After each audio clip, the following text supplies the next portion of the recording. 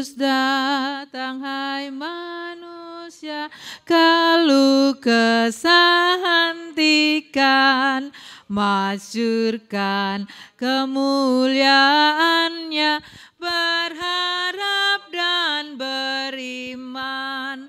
Kristus datang, Kristus datang, datanglah Raja Damai, datanglah Raja Damai.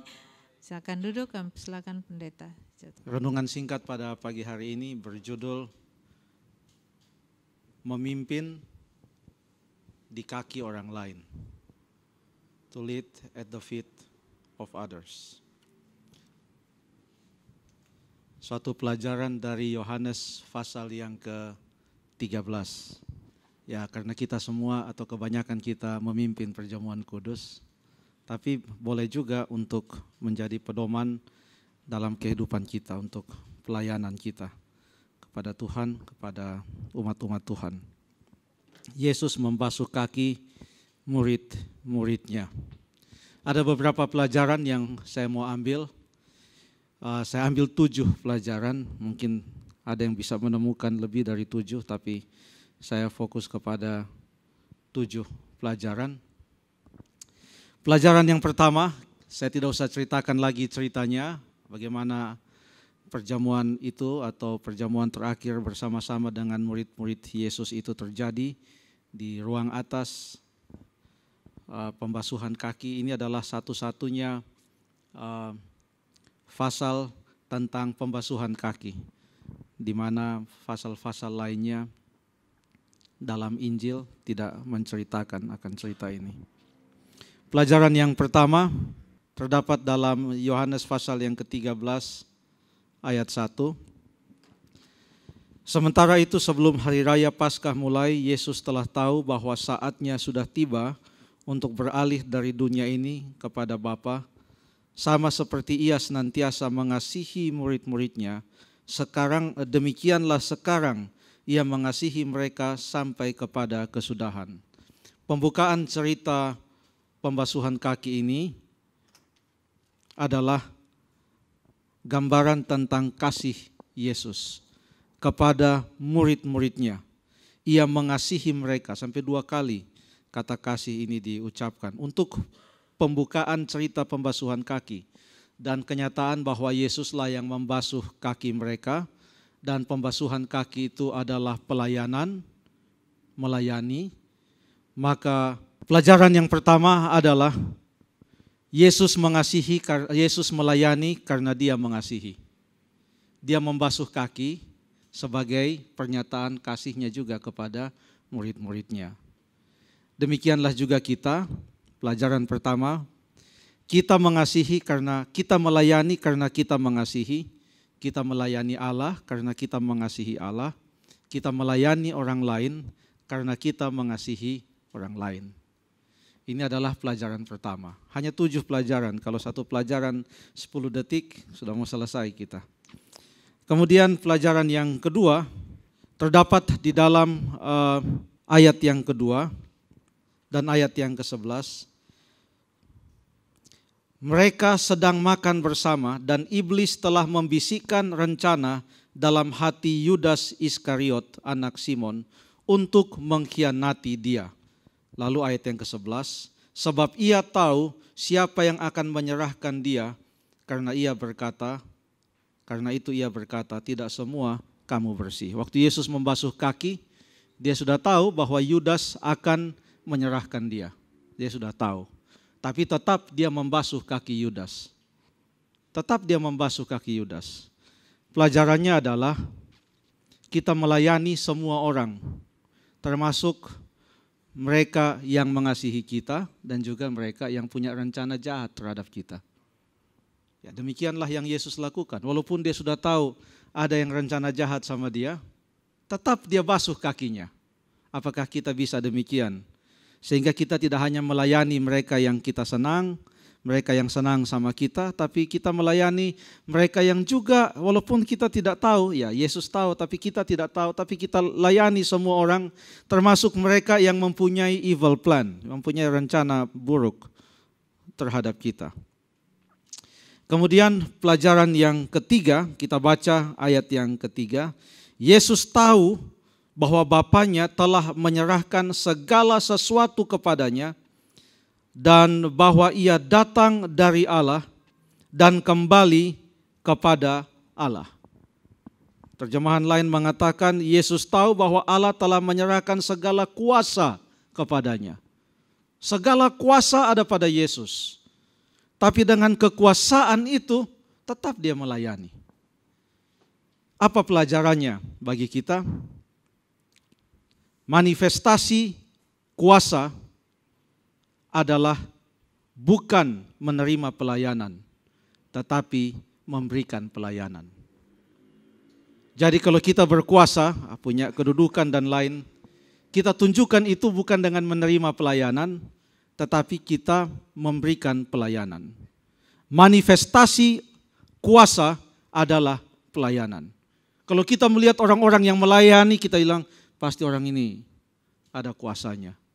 Ini orang penting ini, makanya dia melayani. Biasanya pendapat dunia ini kalau dilihat orang dilayani, dibawain tasnya, dipersilahkan duduk dan lain sebagainya, orang terus berkata, ini pasti orang penting. Tapi menurut rumus Yesus, pada waktu kita melihat orang yang sedang melayani, sibuk ke sana kemari untuk melayani orang lain, terus kita bilang, ini orang penting ini. Ini orang ada kuasanya. Itulah yang ditujukan oleh Yesus Kristus. Manifestasi kuasa adalah pelayanan. Kemudian pelajaran yang berikut kita baca dalam ayat yang keempat dan ayat yang kelima. Lalu bangunlah Yesus dan menanggalkan jubahnya. Ia mengambil sehelai kain lenan dan mengikatkannya pada pinggangnya. Kemudian ia menuangkan air ke dalam sebuah basi dan mulai membasuh kaki murid-muridnya, lalu menyekannya dengan kain yang terikat pada pinggangnya. Lalu ayat yang ke-12, sesudah ia membasuh kaki mereka, ia mengenakan pakaiannya, lalu kembali ke tempatnya. Nah, sini ada kursi. Ya, katakanlah kita mau demonstrasi dulu apa yang dilakukan Yesus. Ayat yang keempat berkata, saya sambil baca saya demonstrasikan. Lalu bangunlah Yesus, tanya. Saya tidak pakai jas ini. Lalu ia menanggalkan jubahnya, langkah kedua. Lalu kemudian mengambil sehelai kain lenan, seperti handuk lah itu.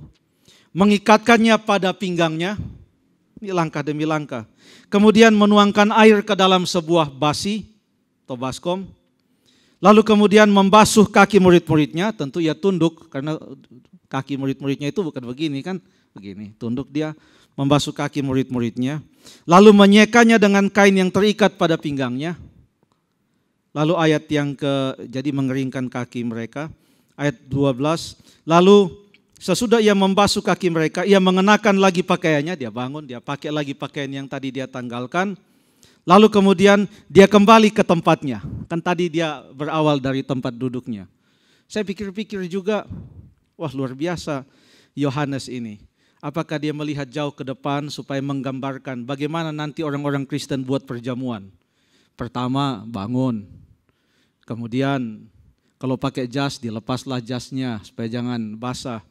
Lalu ambil handuk, lalu kemudian ambil baskom, isi air, lalu kemudian membasuh kaki teman atau sesama anggota, lalu mengeringkan dengan handuk itu, lalu kemudian mengenakan kembali jasnya, lalu kembali ke tempat duduk.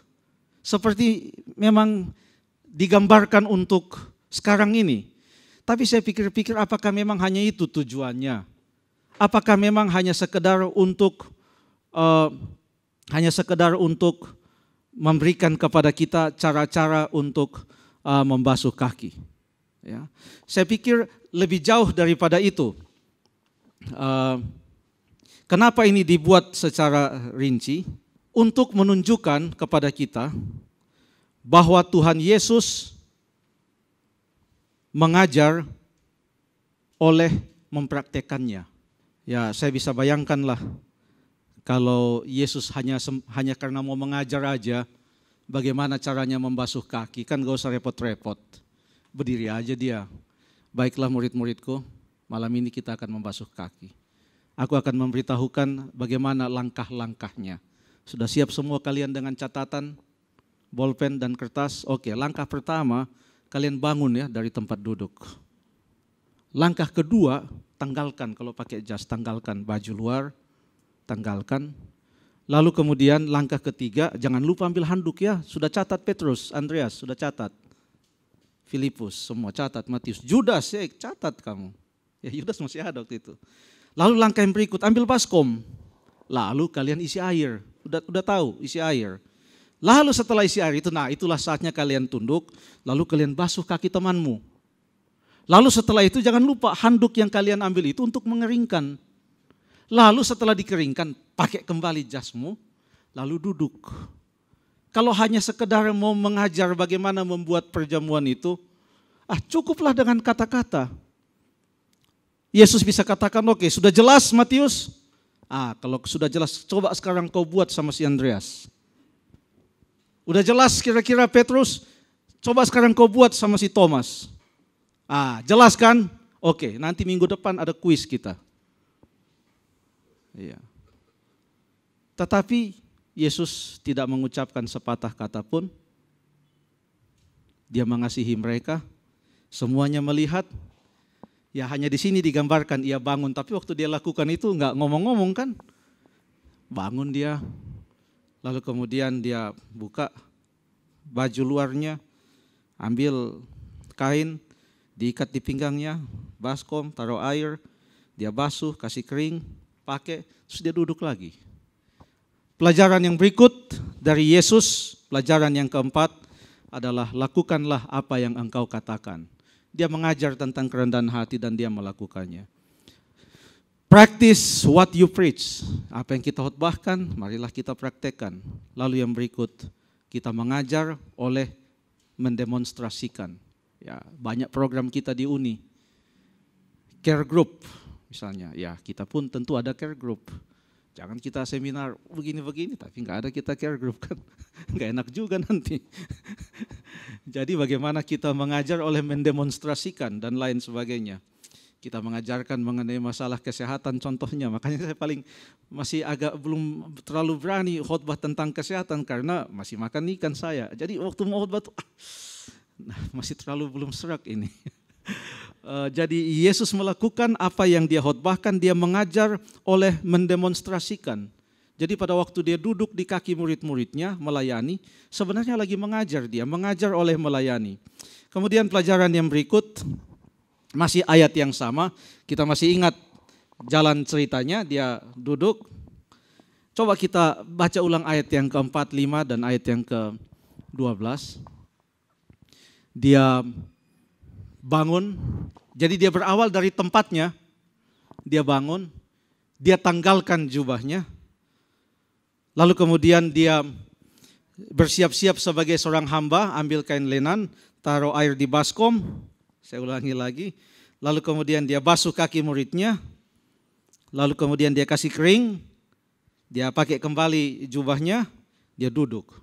Dia mulai dari tempat duduknya, turun dia ke bawah melayani, kembali lagi ke tempat duduknya. Saya terus ingat Filipi pasal yang kedua, ayat 5 sampai ayat yang ke-9. Yesus Kristus yang adalah Allah tidak menganggap keserupaannya dengan Allah itu adalah sebagai milik yang harus dipertahankan, tetapi ia mengosongkan dirinya menjadi seorang manusia, seperti seorang hamba, mati, tetapi akhirnya ia ditinggikan dari takhta, turun ke bawah, kembali ke takhta. Ini adalah pekerjaan penebusan dan pekerjaan keselamatan, penyelamatan. Pelajarannya bagi saya, pelajaran yang kelima adalah kita melayani dalam konteks keselamatan dan penebusan. Apapun yang kita lakukan, mau direktur departemen apapun kita, atau staf kantor dan lain apapun, janitor, bagian teknisian, teknik dan lain, listrik, apapun itu, kameraman, apapun, semua kita lakukan dengan konteks ini untuk keselamatan manusia, ini untuk penebusan. Itu yang kita lakukan. Pada waktu kita melayani itu konsepnya. Kalau saya jadi anak buahnya Pendeta Simorangkir, nggak akan saya pikirin dia waktu saya melayani. Biarin aja dia buat tugasnya, saya buat tugas saya, karena ini untuk konteks pelayanan. Ngapain saya takut dimarahin? Ini kan saya bertanggung jawab kepada Tuhan. Karena yang saya lakukan ini adalah dalam konteks penebusan dan pelayanan. Sama seperti yang dilakukan oleh Yesus. Saya percaya apa yang dilakukan oleh Yesus adalah miniatur bagaimana proses Yesus atau Allah menjelma menjadi manusia, lalu kemudian melayani, mati di atas kayu salib, tetapi kemudian ia ditinggikan dan kembali ke atas takhtanya. Kemudian pelajaran yang berikut, pelajaran yang ke-6, ayat 6 sampai ayat yang ke-8. Maka sampailah ia kepada Simon Petrus. Kata Petrus kepadanya, Tuhan, engkau hendak membasuh kakiku? Jawab Yesus kepadanya, apa yang kuperbuat engkau tidak tahu sekarang, tetapi engkau akan mengertinya kelak. Kata Petrus kepadanya, engkau tidak akan membasuh kakiku sampai selama-lamanya. Jawab Yesus, jikalau aku tidak membasuh engkau, engkau tidak mendapat bagian dalam aku. Pernah juga Petrus katakan, dijauhkanlah kiranya itu daripadamu. Janganlah sampai itu terjadi. Pada waktu Yesus mengumumkan penderitaannya, Petrus kemudian geser Yesus dan jangan sampai itu terjadi. Janganlah sampai kau mati di atas kayu salib. Ini pada waktu Yesus mau melayani juga, Petrus discourage dia. Janganlah lakukan itu. Ya, tidak sekali-kali engkau akan membasuh kakiku. Apa pelajarannya? Pada waktu itu kita tahu bahwa hanya Yesus yang melayani, ya, tidak ada orang yang melayani, hanya Yesus yang membasuh kaki. Orang lain tidak ada yang membasuh kaki. Yang saya ambil dari percakapan dengan Petrus dan keseluruhan cerita ini, pada waktu tidak ada yang mau melayani, biarlah kita yang melayani. Kalau sudah nggak ada yang mau melayani, biarlah kita yang melayani. Kalau nggak ada, kita yang melayani. Bila mana tidak ada yang mau untuk ada inisiatif untuk mulai melakukan sesuatu yang baik, biarlah kita yang mulai. Bila mana orang lain ragu-ragu untuk melakukan pelayanan itu, biarlah kita berani melakukan pelayanan itu. Karena murid-murid yang lain ragu-ragu. Dan pada waktu banyak orang sedang sibuk tentang siapa yang paling besar, ini konteksnya juga, sibuk mereka, biarlah kita melayani. Pada waktu orang sibuk-sibuk membahas siapa yang paling besar, biarlah kita melayani. Bahkan dalam cerita Yesus dan Petrus ini, pada waktu seseorang mengatakan kepadamu, enggak bagus program itu, stop aja, terus saja melayani, jangan khawatir. Ya. When someone tells you to stop serving, continue serving. Kemudian yang berikut, melayani sekalipun tidak ada yang melayani kita. Yesus tidak ada yang melayani, tapi dia melayani. Tidak ada yang cuci kaki Yesus, tidak ada. Tapi dia melayani. Layani sekalipun tidak ada orang yang melayani kita. Kemudian yang berikut, melayani sekalipun kita satu-satunya yang melayani. Kita layani. Sekalipun tidak ada yang melayani, biarlah kita melayani. Sekalipun hanya kita yang melayani. Kadang-kadang sangat discourage juga kita kan. Sudah ada kita punya program, tapi kok yang lain tenang-tenang, cuman kita yang sibuk. Lanjutkan saja. Itu yang dilakukan oleh Tuhan Yesus. Kemudian pelajaran yang terakhir, karena hanya 7. Ayat yang penghabisan, ayat 17 maksud saya, dalam cerita pembasuhan kaki ini. Jikalau kamu tahu semua ini, maka berbahagialah kamu jika kamu melakukannya. Artinya jika kamu tahu bagaimana cara melayani dan kamu melakukan pelayanan itu, maka berbahagialah kamu. Artinya pelayanan membawa kebahagiaan. Akan berbahagia kita kalau kita melayani. Nampaknya memang kalau dilayani enak juga. Begitu datang sudah ada yang jemput di airport. Sudah dibawa dia ke hotel, Pak Pendeta, seminar kita malam ini mulai jam sekian, nanti kami jemput pendeta. Tapi sebelumnya pendeta kami akan bawa untuk makan. dan lain sebagainya, sudah diatur ya. Ini pendeta tiketnya untuk berangkat, nanti dari sini pendeta akan ke sini. Enak kan kita dilayani? Memang enak, berbahagia kita, senang kita pergi. Tetapi kalau kita yang melayani, lebih berbahagia lagi. Artinya lebih berbahagia orang yang menjemput di airport daripada yang dijemput. Kan begitu. Jadi saya dijemput sama pendeta Yosef, terima kasih pendeta. Lebih berbahagia melayani daripada dilayani. Saya mau bandingkan cerita ini dengan cerita yang terdapat dalam Lukas pasal 10 ayat 38 sampai 42. Cerita tentang Maria yang memilih bahagian yang terbaik dalam hidupnya, dan bahagian yang terbaik itu katanya adalah apa? Duduk pada kaki Yesus. Dengan kata lain, tempat yang terbaik untuk belajar adalah di kaki Yesus. Tempat yang paling baik untuk belajar adalah di kaki Yesus. Namun cerita kita pada pagi hari ini berkata, tempat yang paling baik untuk mengajar adalah di kaki orang lain. Tempat yang paling baik untuk menjadi murid adalah di kaki Yesus. Dan tempat yang paling baik untuk menjadi seorang pemimpin adalah di kaki orang lain. Semoga Tuhan memberkati kita semuanya.